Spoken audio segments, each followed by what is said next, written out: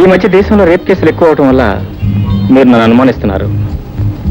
అది నిజమే అనుకోండి, కాకపోతే నిజానికి నేను అలాంటి మనిషిని కాదండి. మరి ఎందుకు ఇంత దౌర్జన్యంగా ప్రవర్తించారు? ముందు మర్యాదగానే ప్రవర్తించాలనుకున్నాను, కాకపోతే మీరేదో గొడవ చేసేసరికి నేను కాస్త అడుగులో ప్రవర్తించాను. I very sorry. అసలు మ్యాటర్ ఏమిటంటారండి, అనుకోకుండా ఈ మధ్య మా అమ్మగారు సడన్ గా హార్ట్ అటాక్ వచ్చింది.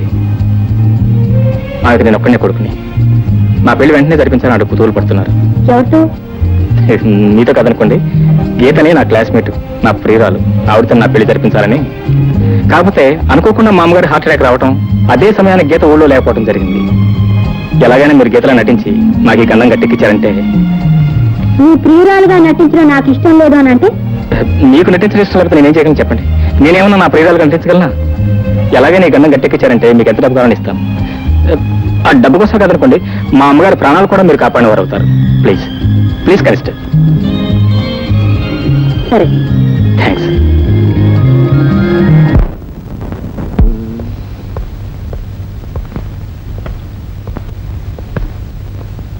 అమ్మా అమ్మా, నీ గీతం చెప్పానే, ఆ అమ్మాయి. నమస్కారం. నమస్కారం. నమస్కారం. కూర్చోమ్మా.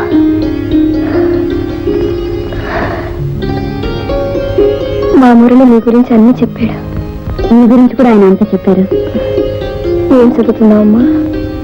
ఇంటర్తో ఆపేశానండి. ఇంటర్తో ఆపు చేయాలనుకున్న మాట వాస్తవమా? కాబట్టి నేనే మోరల్ ఎంకరేజ్మెంట్ ఇచ్చాను. దాంతో ఇప్పుడు బిఎస్ ఫైనల్. ఏం గీత? బిఎస్ ఫైనల్ నా క్లాస్మేట్. అవునండి, కంగారులో ఏం చదువుకున్నాను. అసలే కంగారు మనిషి అమ్మా, నిన్ను చూడగానే మరీ ఎక్కువ. మీ అమ్మ నాన్నకి నువ్వు ఒక్కతే కూతురివా? అవునండి. వాళ్ళు ఏ ఊర్లో ఉంటున్నారు? వాళ్ళిద్దరు చనిపోయారండి.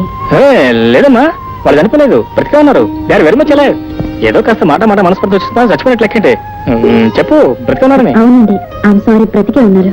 కరెక్ట్. మీ ఆస్తిపాస్తులు? ఓకే. లేదండి, మాకేం ఆస్తిపాస్తులు లేవు. అదే వాళ్ళకి ఆస్తిపాస్తులు లేకపోతే ఉండవు. పేరెంట్స్ పెద్ద ఎస్టేట్ ఓనర్స్, 4 బ్యూ కార్లు, 2 ప్లైమూతులు, పెద్ద పెద్ద బంగ్లాలు. కాకపోతే అంటే ఆవిడ చాలా అనేసి డబ్బున్నా లేదంటే డబ్బున అసలు లెక్క చేయదు. అందుకే అలా చెప్పింది కదా. అవునని చెప్పు. అవునండి. చాలా చాలా సంతోషం. నాకు కూడా చాలా సంతోషం. నేను కోరుకునేది నీలాంటి కోడల్ని. థ్యాంక్స్ అండి. ఇదిగో, ఇక మీద ఏముంది రండి పొండి అని పిలవకూడదు, అత్తయ్య అని పిలవాలి. అత్తయ్య? అలాగే. అమ్మో, మరి ఇప్పుడైనా మందులు వేసుకోండి అమ్మా. తులసిదళం, నువ్వు వెళ్ళి కాఫీ కలిపట్రా. ఇదిగో డాక్టర్, నాకు నచ్చిన కోడలు నాకు అనిపించింది. ఇంకేం మందులు నాకు అక్కర్లేదు. ఇక నేను వెళ్ళొస్తాను అత్తయ్య. ఎక్కడికి? హాస్టల్కేగా. చూడమ్మా, నిన్ను చూస్తే నాకు ఎంతో ఆనందంగా ఉంది. నువ్వు ఎక్కడికి వెళ్ళకూడదు, ఇక్కడే ఉండాలి. ఇక్కడ పోనీ కావాలంటే రోజుకోసారి వచ్చేడుతుందండి. రోజుకోసారి నేను హాస్పిటల్కి వెళ్ళి తీసుకొస్తాను. అదేం కుదరదురా, నా కోడలు ఇక్కడే ఉండాలి, ఎక్కడ వెళ్ళకూడదు. నా మీద ఒట్టు. అలాగే, నేను ఇక్కడే ఉంటాను.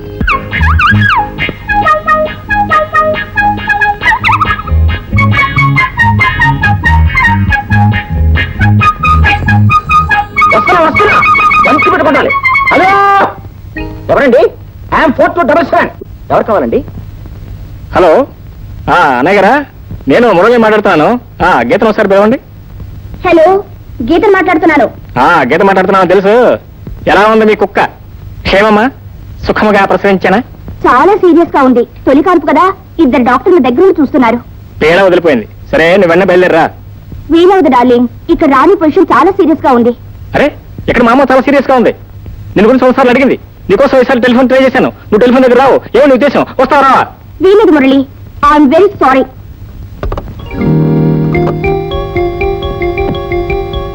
మీ గీతతో మాట్లాడుతున్నారా? అవునండి.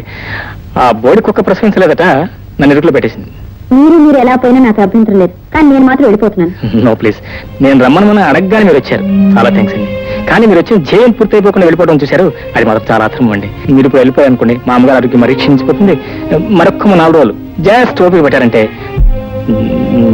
Please please. ఓకే ఓకే, చాలమ్మా.